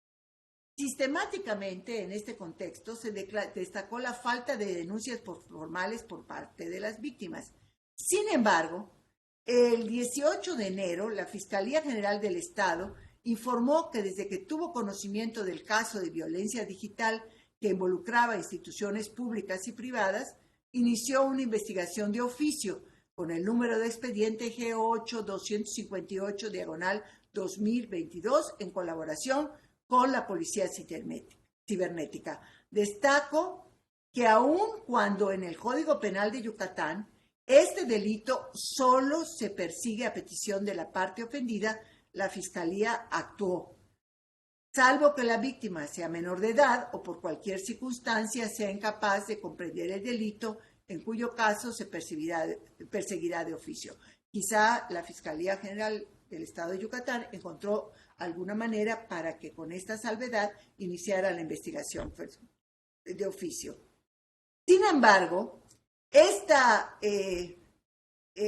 requisito de que solo se persigue a petición de la parte ofendida fue considerado como una limitante, pues según las organizaciones estudiantiles, las jóvenes afectadas no han querido iniciar procedimientos formales, pues tienen miedo de ser estigmatizadas o amenazadas y que al final los responsables queden impunes. También les traje la actuación de una instancia que me parece muy interesante de destacar, que es la Secretaría de las Mujeres del Estado de Yucatán, que declaró que desde que se inició el caso se ha mantenido en comunicación con las autoridades de las instituciones educativas para brindar asesoría legal y psicológica a las posibles víctimas. Podría haber dicho que a las víctimas más que a las instituciones, pero es una cita del boletín. La Secretaría indicó que cada universidad, con base en sus protocolos y procedimientos internos, canalizará a las mujeres que hayan sido víctimas a la dependencia para que se les brinde de manera gratuita acompañamiento para interponer las denuncias correspondientes. Pero también hubo una serie de hechos que por los tiempos y desde mi perspectiva fueron respuesta a la situación generada en la Universidad Anáhuac.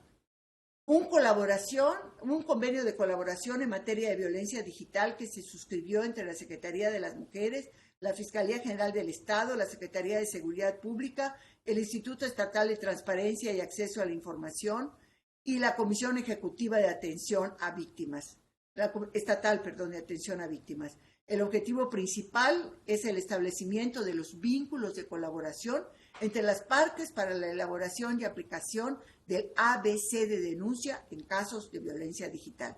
Importante, ya hay un ABC de denuncia en casos de violencia digital. También hay un acuerdo de colaboración que ya fue suscrito, en donde participaron más de 100 instituciones de educación superior del Estado para la creación de la red de universidades Violeta. Con esta red y el distintivo Violeta se busca que las instituciones de educación superior se sumen a la construcción de políticas internas para la prevención, atención y denuncia de la violencia, para asegurar espacios seguros y que se cree un comité, departamento o equiparable que funja como órgano de atención y seguimiento en materia de violencia de género y se implementen protocolos y rutas de atención. Por último, señalar que se publicó en el Diario Oficial del Gobierno del Estado de Yucatán el Acuerdo 38/2021, por el que se expide el protocolo para la prevención, atención y sanción del hostigamiento sexual y acoso sexual en el Estado de Yucatán.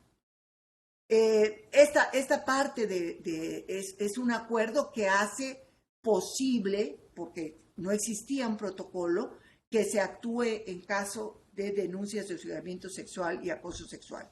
El gobernador Mauricio Vila Dosal llamó a las instituciones de educación superior y a todo Yucatán para trabajar unidos en contra de la violencia hacia las mujeres. Por último, señalar que los datos del Secretariado Ejecutivo del Sistema Nacional de Seguridad Pública refieren que durante 2021 en Yucatán se levantaron 7 denuncias por delitos contra la libertad y la seguridad sexual y 5 feminicidios. Ahora voy al tercer punto. Permíteme un momento. Que es el módulo sobre ciberacoso de 2021 que levantó el INEGI. Les decía que es la encuesta nacional sobre disponibilidad y uso de las tecnologías de la información en los hogares 2021. Un módulo se levanta dentro de la encuesta y es importantísimo y hay que buscar que cuando vuelva nuevamente a levantar esta encuesta el INEGI se asegure que exista nuevamente el módulo. La población usuaria de Internet se calcula en 81.2 millones de personas, de las cuales 42.3 millones son mujeres y 38.9 hombres. Esto es sobre población de 12 años y más. El 21.7% de la población usuaria vivió alguna situación de acoso cibernético, muy importante.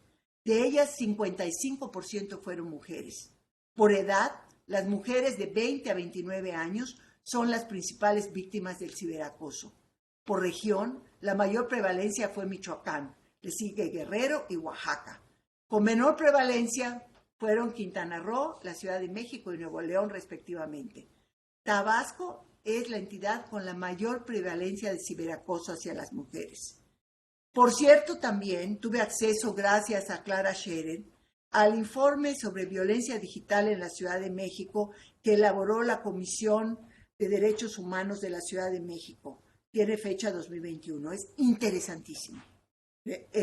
Me parece que allí no solamente nos da una radiografía de cómo se está dando el fenómeno de la violencia digital, sino también desarrollan una serie de conceptos que serán enormemente útiles para afinar los tipos penales de este tipo de violencia en contra de las mujeres. El marco legislativo, igual, si hay interés, Margarita, por parte de este seminario, tengo un cuadro donde sintetizan las reformas, las fechas en que fueron realizadas estas reformas, y decirles que la constante que me encontré en la mayoría de las reformas es que lo que señalan es la violación a la intimidad sexual. O sea, el tipo de violencia digital se concentra en la violación a la intimidad sexual. Yo no tengo elementos ahorita para poder señalar si legislativamente hablando esto es una limitante a la hora de aplicar el tipo penal.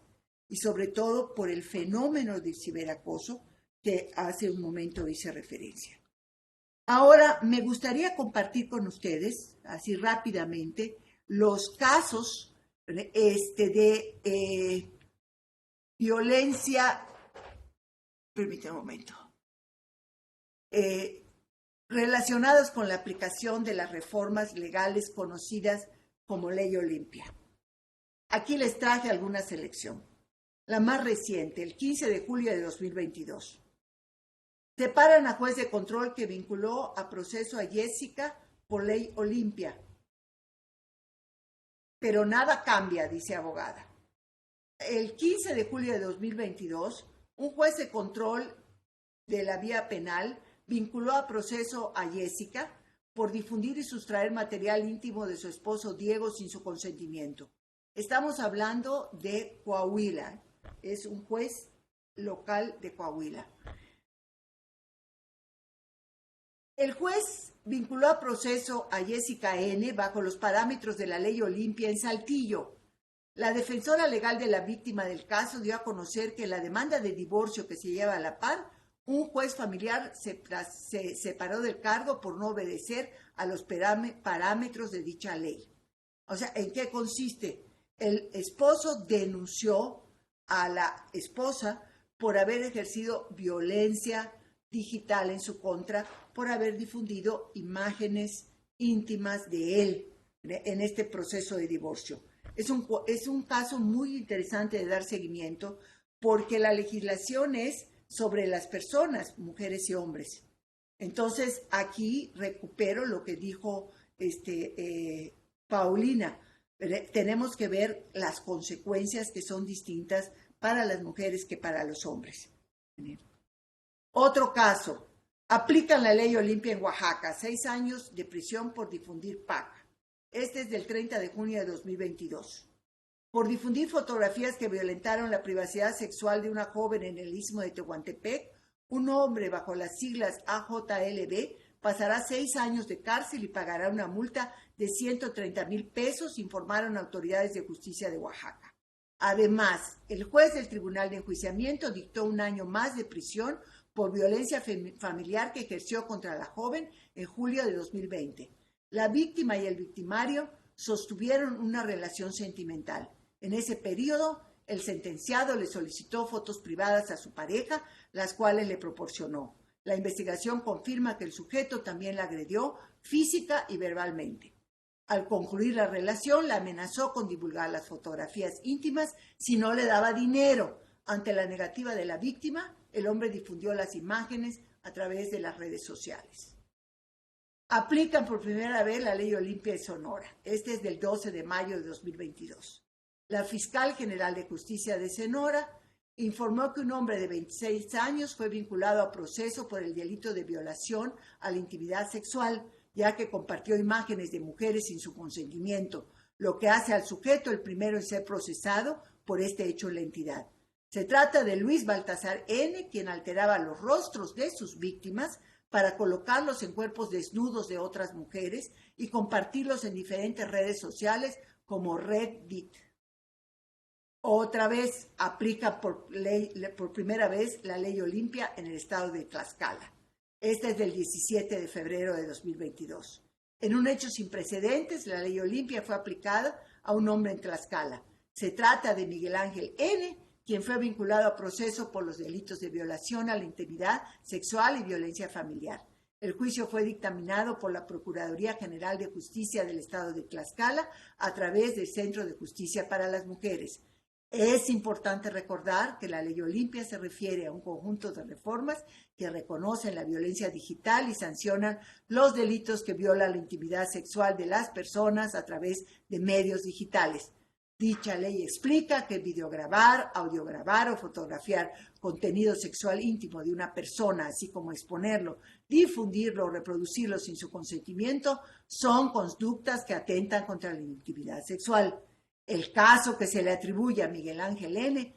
pudo ser resuelto gracias a las pruebas recolectadas por el Ministerio Público, mismas que se me remitieron al juez penal del Distrito Judicial de Sánchez Piedras para proceder con la vinculación. En ese mismo sentido, el juicio se convirtió en el primero en concretarse en la entidad desde que entraron en vigor las reformas al Código Penal en diciembre de 2019. Por cierto, muy interesante porque Tlaxcala, aquí se explicita, fue antes de que concluyeran las reformas federales, que fue hasta el 1 de junio de 2021.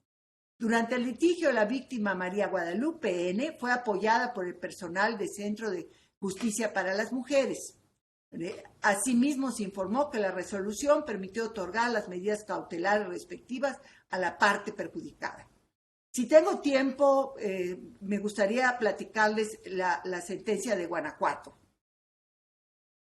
Sí, tiene tiempo. Sí, bueno, ahí va. Sí, 24 de enero de 2022. Y yo creo que es muy interesante por la complejidad jurídica que existe en Guanajuato. El acoso y acecho que viven las mujeres a través de los medios digitales es cada vez mayor, dice la nota. Ante ello, en 2019 se aprobó la Ley Olimpia en Guanajuato, con la que se pretende castigar esta conducta delictiva. Sin embargo, son pocas las denuncias realizadas contra los casos reportados por las víctimas y las sanciones se reducen a solo una sentencia emitida por el Poder Judicial en el Juzgado de Oralidad Penal de Salamanca en todo el 2021. De acuerdo a una solicitud de información hecho al Supremo Tribunal de Justicia de la entidad. De acuerdo a la Secretaría de Gobierno, Livia García Muñoz Ledo, que cuando fungía como diputado local fue la principal promotora de dicha ley, una de las principales razones por la que existe una cantidad tan reducida de denuncias es el desconocimiento y el miedo en el que aún viven muchas mujeres, pues el 80% de los casos de violencia sexual digital, la divulgación de imágenes íntimas, se da por parte de exparejas. Es un tema muy interesante y muy importante, es la cita de la Secretaría General. Es fundamental que sigamos trabajando con las víctimas de violencia sexual digital. Yo sigo asesorando casos en ese sentido, sobre todo porque muchas mujeres no quieren presentar una denuncia. Hay que ir trabajando en el tema de la denuncia, mencionó. Fin de la cita. Actualmente se encuentran judicializadas 32 carpetas de investigación, integrada la mayoría después de aprobada la ley. La mayoría se concentra en los juzgados de oralidad de León con 7, Celaya con 7, Irapuato con 4 y los municipios de Silao, San Luis de la Paz, Cortázar y Acámbara con 2 respectivamente. También hay del Valle de Santiago Uriangato, San Miguel de Allende, Salamanca, Guanajuato capital, a Paseo el Grande, y se han presentado una denuncia por municipio. Y hay 269 investigaciones sobre ciberacoso en Puebla. Esta es una nota del 4 de noviembre de 2021. Pero el observatorio en Puebla ha hecho solicitudes de información que reflejan desde 2019, cuando en Puebla ya se sancionaba la violencia digital en el Código Penal Estatal, hasta abril de 2021, se abrieron 269 investigaciones por el delito de violación a la integridad sexual contra las mujeres. Según Gamboa Muñoz, que es el que da la información, en un primer caso se observa que la mayor parte de las víctimas son mujeres de 18 a 26 años. Y en la Ciudad de México, el 2 de abril de 2021, se da a conocer que por primera vez se arresta a un hombre por la difusión de fotos íntimas contra las mujeres. La ley Olimpia, dice la nota, ha dado sus primeros frutos después de un año de su aprobación en la Ciudad de México. La policía ha detenido por primera vez a un hombre que, tras conseguir imágenes íntimas de las mujeres, difundía el contenido sexual en redes sociales y después extorsionaba a las víctimas. Desde enero de 2020, que se reformó el Código Penal y la Ley de Acceso de las Mujeres a una vida libre de violencia en la ciudad, se ha dado este número de denuncias. La denuncia por parte de una joven develó una compleja trama sobre el manejo del contenido a través de Internet.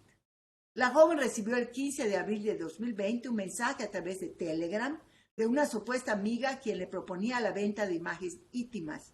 Ante la presión e insistencia de quien le escribía, la chica envió varias fotos a través de la aplicación. Después se dio cuenta de que el número no correspondía al de su amiga y que la cuenta había sido bloqueada. Más tarde, un supuesto abogado la llamó para contarle que sabía del contenido sexual y que podía ayudarla a retirarlo de Internet si depositaba dinero a una cuenta bancaria a nombre de una mujer. Las investigaciones revelaron que Alexis Rafael Valadez Vázquez, un hombre de 24 años que residía en Mérida, se había hecho pasar por la conocida de la joven y también había sido él quien simulaba ser el supuesto abogado. Entonces, estamos en estos casos que sí se los quise incluir para ver cómo la ley, con todas sus limitaciones, la principal de ellas es la falta de denuncias, está comenzando a aplicarse para combatir la violencia digital.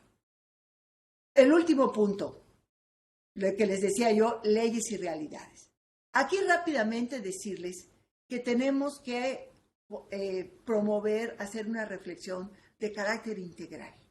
Ya vimos que el principal tema no es solamente el aspecto punitivo. Esta última parte de la anterior parte de mi intervención fue justamente centrada en el aspecto punitivo. Tenemos que reforzar la parte correspondiente a la prevención. Y dentro de la prevención tiene un papel fundamental la educación. De alguna manera, este debate me lleva a aquella vieja película de Acusados de Jodie Foster, ¿se acuerdan ustedes de 1978? En que ella es cuestionada cuando es víctima de una violación masiva y finalmente su caso es judicializado y llevado al tribunal, cuando se le dice es que ella provocó su violación, ella se embriagó, ella fue vestida con una minifalda y una blusa con un escote muy provocativo. Aquí nuevamente volvemos a este debate. ¿Cuáles son los códigos de las mujeres para participar en Internet, en las redes sociales? ¿Cuáles son los elementos que las mujeres tienen que internalizar y autocensurar para no, vamos a decir, provocar un caso de violencia digital en su contra? Ya vimos que en ese sentido las tecnologías de la información pueden permitir simple y llanamente que a una mujer se le ponga su rostro con el cuerpo de otra mujer, de otra parte del país, del mundo, inclusive de otra edad, etcétera, y sea exhibida como si fuera ella. Entonces, ya no basta con ello. Por eso hay que regresar al tema de la educación y la formación en igualdad. ¿Por qué el cuerpo de las mujeres se utiliza? ¿Por qué hay esa relación de violencia de carácter estructural en una relación entre mujeres y hombres? Eso es lo que hay que continuar persistiendo y demandando en que sea transformado. Pero mientras esto se hace, hay que sancionar. Las sanciones también enseñan. Son una manera didáctica de decir no lo hagas. Si no lo haces por convencimiento, cuando menos no lo hagas por miedo. Y en ese sentido hay que seguir avanzando. Pero también hay un segundo punto que quiero destacar con ustedes, que es la atención. Aquí tenemos que construir la cultura de la denuncia. No es algo que haya que sufrir. El ciberacoso en general y particularmente la violencia digital. Pero ello también requiere el desarrollo de protocolos de actuación por parte de las autoridades, tanto gubernamentales como universitarias como escolares. Aspiro que llegue a tener un tratamiento semejante al del acoso escolar o el bullying, que no digo que se haya eliminado ni mucho menos, pero se ha visualizado, hay protocolos de actuación que se le pueden exigir a las autoridades escolares cuando no los aplican o que los aplican para prevenir la escalada del acoso. Algo así también tendría que trabajarse en términos de el acoso digital y la violencia digital. Hay que dar seguimientos a los casos. A mí me parece que este ejercicio muy rápido que hice, que fue gracias a una investigación de notas de prensa de los distintos periódicos de los estados, permite detectar también que hay colectivas que están dando seguimiento a los casos judicializados. Ya no son pocos, citaba los casos de más de 160 denuncias en el caso de Puebla, y estoy segura que en la Ciudad de México también hay un número importante de denuncias. Hay que incentivar que las colectivas den seguimiento a qué pasó cuando se hace la denuncia, qué tanto judicializa el Ministerio Público, porque allá el Ministerio Público es quien tiene la llave para integrar la carpeta de investigación y llevarla ante el juez, ante la jueza. Y es donde hay también que demandar y presionar para que no se queden guardadas en las gavetas. Y por último, ya para concluir, la parte de la sanción. No es cómoda, no es el remedio integral y global, pero ya tenemos la legislación que no puede quedar simplemente en letra muerta. Hay que buscar que efectivamente las autoridades ejerzan sus atribuciones cuando hay denuncias. Y nosotras contribuir a que cuando las mujeres se deciden a denunciar, encuentren un camino para poderlo hacer, un acompañamiento, y las instituciones responsables de acompañarlas tengan protocolos de actuación a la medida de la, vamos a decir, del arrojo, la audacia, el vencer el temor de la denuncia por parte de esas mujeres. Y cerraría diciendo sí a la prevención. Y la prevención de las violencia digital, como todo tipo de violencias en contra de las mujeres y las niñas, pasa por una profunda revolución de las conciencias y de la cultura. En esas andamos y seguiremos picando piedra para ello. Muchas gracias.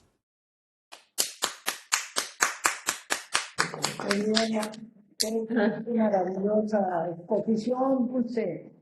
Clara, qué excelente. Yo creo que hay muchas preguntas, tanto para Paulina como para Dulce. Paulina se conectó cuando Dulce ya había empezado.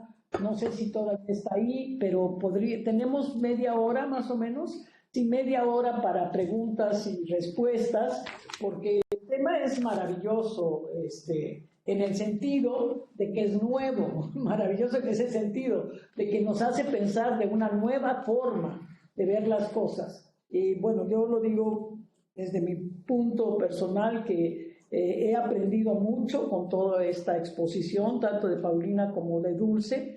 Y Clara, muchas gracias por estar moderando. Yo tomé la palabra así sin pedirla, pero bueno, te dejo Clara, te dejo a ti.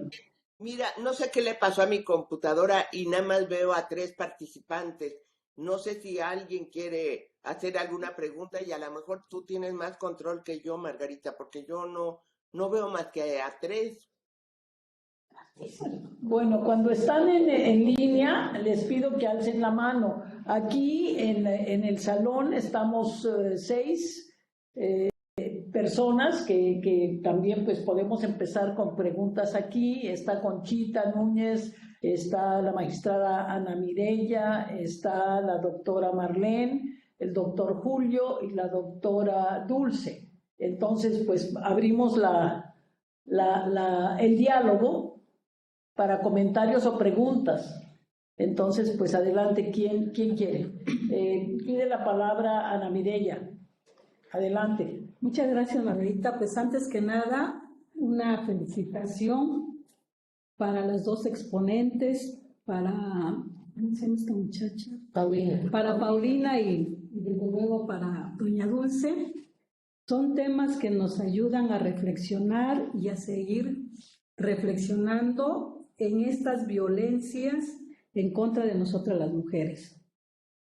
Yo trabajé en el Poder Judicial local 32 años, hice carrera judicial. Y todo esto de estas definiciones que dio doña Dulce en relación al ciberacoso, pues precisamente fui objeto de un ciberacoso durante 5 años, tremendo, al interior del Poder Judicial, que dio lugar precisamente a una jubilación forzosa. Me recordó y estas definiciones me dejaron clara esta circunstancia personal. Pero el tema no es ese. Me inquieta más el tema de esta violencia digital, de estos grandes esfuerzos legislativos que se han realizado para tipificar estos hechos en tipos penales. No obstante ello, a mí me inquieta mucho el hecho de nuestro sistema de justicia penal. Yo fui jueza penal del sistema tradicional, del sistema acusatorio, y trabajé en la magistratura durante, digamos, 4 y 5, 9 años estos temas que realmente, como novedosos que son, pues no tuve ningún caso a analizar. Pero me refiero al sistema de justicia penal que en México es retributivo. Y a mí me inquieta como juzgadora que fui el hecho de que actuar estos tipos penales necesariamente sancionar a las personas, ¿sí?